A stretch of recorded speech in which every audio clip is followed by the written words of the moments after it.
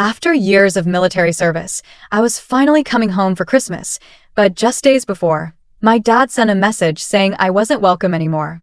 I simply replied, "Understood." 5 days later, I woke up to over 10 missed calls from my family, and one was from their lawyer. "Hey Reddit, my name is Claire Weston. I'm 31, and after nearly a decade of military service overseas, this was supposed to be the first Christmas I'd spend back home in years. No drills, no deployments, no sand in my boots, just peace. I'd imagined this homecoming for years. The hugs, the laughter, the smell of spice cider in Mom's kitchen. I thought maybe I'd even get the guest room ready for a real rest. My body was tired, but my soul, it was bone-deep exhausted. Home was supposed to be the cure. But the fantasy I held onto for years cracked the moment I got a message from my father. It was the night of December 17th. I'd just finished wrapping small gifts for my nephew and niece, who I'd never met, and was looking at old photos of my family smiling in front of the Christmas tree when my phone buzzed. The message was short. "Christmas is better without you. Better not come." That was it. No greeting. No context. Just a cold, sharp knife straight to the heart. I sat there staring at the screen, blinking. Maybe it was a joke? No emojis. No sarcasm. No mistaking it. It was as blunt as it was deliberate. I hadn't seen my family in person since my final deployment 3 years ago. I'd missed birthdays, weddings, my sister's baby shower, and even Grandpa Harold's heart surgery. I chalked up the distance to my duty. I thought they understood. I thought they were proud. But now, just days before Christmas, I was being told, not asked, told not to come. All I replied was, "Understood." And that was it. No one called. Not my mom. Not my siblings. Not even a cousin checking in. I didn't cry that night. I didn't scream. I just sat in my apartment with the soft hum of the heater and the muffled sounds of carolers in the street outside, like the whole world was celebrating something I no longer had access to. Christmas came and went. I stayed indoors, turned off notifications, and ignored the cheerful lies on social media. But then came December 27th. I woke up late that morning. When I picked up my phone, there were 10 missed calls. 5 from my mom. 2 from my sister Lacey, 1 from my brother Nathan, 1 from my father, and 1 from a number I didn't recognize. There were voicemails too, the kind you just know are dripping with regret and desperation. I listened. My mom's voice cracked. "Claire, please, I just found out what your father said to you. We didn't mean it like that. We need to talk. Something's happened." Lacey's message was colder. "You not showing up has complicated everything. You're not the only one hurting. Call us back." Nathan's message? Panicked. "Claire, you need to call Mom. It's about Grandpa. He passed on the 24th. The will. You were supposed to be here." That last sentence made my heart stop. And then came the one that truly changed everything, the voicemail from a law firm. "Miss Weston, this is Marion Holloway, estate attorney for the late Harold Weston. Please contact our office immediately regarding the execution of his final will and testament. Time sensitive. Thank you." They didn't even tell me he died. The only person in that family who actually cared about me, who used to send handwritten letters to my base, who once sent me a care package labeled "Not all family sucks," had died, and they hadn't told me. I sat there, shaking with rage and grief and something colder, resolve. I remember the last time I saw Grandpa Harold. 2 years ago, right before I was transferred. We were sitting on his porch, and he said, point blank, "If anything happens to me, don't let them take what's yours. I've made sure you're not forgotten, even if they pretend you don't exist." At the time, I thought it was just an old man talking. But now, it was a warning. I called the law office. The attorney confirmed what I was starting to suspect. I was named as the primary beneficiary of Grandpa Harold's estate. His house, his land, his savings, his small business shares, everything. But there was a condition. I had to attend the formal will reading in person on January 3rd. If I failed to attend, the estate would be considered contested, and everything would default to the next of kin, my father.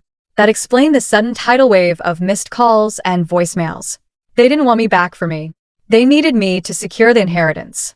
After tossing me aside like garbage days before Christmas, I asked the attorney one thing. Did Grandpa know what they were like before he passed? She paused, then said, yes. That's why he changed the will 6 months ago. And that's why he insisted the will reading be recorded, to prevent them from pressuring you. I knew then that I was going. but not as the prodigal daughter crawling back for forgiveness. No. I was going as the heir they never wanted, and the storm they never saw coming. I spent the next few days gathering documents, printing the last few emails from Grandpa, and getting my affairs in order. They wanted to play family politics. I was about to play war. They chose to cut me off. Now they were going to learn what it felt like to be left behind. This time, I wasn't coming home for Christmas. I was coming back for revenge. And I was bringing everything they tried to take from me and more. I arrived in town on the evening of January 2nd. Not a single family member knew I was coming, not officially anyway. The will reading was scheduled for 10 a.m. the next morning at Holloway and Finch, the same law firm that left the message.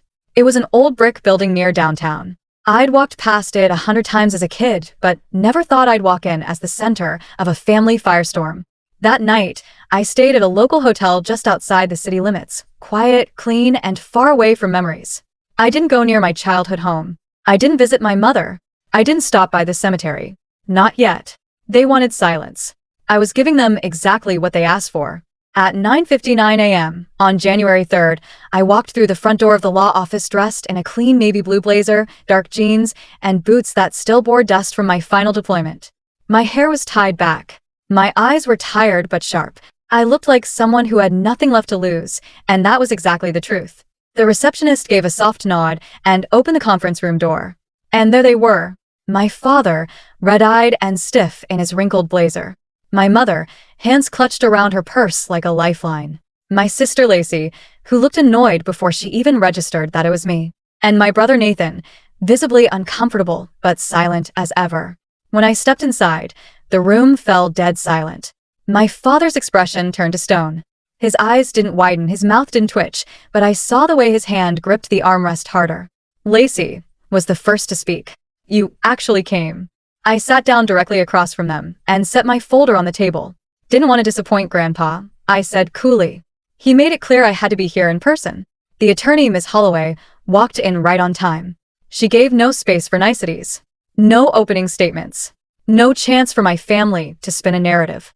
She pressed play on a small voice recorder and began reading the will aloud. Harold Weston's voice echoed through the room, steady and clear. If you're hearing this, it means I'm gone. And if Claire is in the room, thank you, kid. I knew you'd come. My mom's head bowed slightly. Nathan looked down at the table. My father? His jaw clenched so hard I thought his molars might crack. I want to begin by saying this. Claire was the only one who visited me every year without being asked. She never demanded anything. She never came with expectations. She came with love. And for that, she gets everything. You could have heard a pin drop. The house. The land. The truck. The business shares. The savings account. All of it left to me. There was a pause. And then Harold's voice said one last thing. If anyone contests this, they lose their portion entirely. So think real hard before you do something stupid. Lacey exploded first.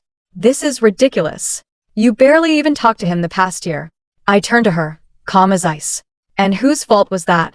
You didn't even tell me he died. You had time to plan baby showers and engagement parties, but not one of you thought to text me about the man who raised me when Dad kicked me out? My father's eyes narrowed. You think just because you put on a uniform you're better than the rest of us? I leaned forward slightly. No. I think the fact that you told me not to come home for Christmas 5 days before Grandpa died says everything I need to know about who you really are. Mom opened her mouth, tears brimming. We didn't know what your father had said. He didn't tell us. I cut her off. You didn't ask. You never ask. You never call. I spent Christmas alone in a one-bedroom apartment while you all drank wine and posted family photos online, like I was already dead. Nathan finally spoke. Claire, this wasn't supposed to happen like this. We were going to talk to you after the holiday. Dad was just angry. I laughed. A bitter, humorless sound. Angry? He told me Christmas was better without me. And you all went along with it. You don't get to rewrite the timeline now that Grandpa left me something. Miss Holloway cleared her throat. Unless there are legal objections, the paperwork will be processed this week. Claire, we'll need your signature here. I signed without hesitation. When I stood, the room stayed seated, like they couldn't believe the nightmare was real.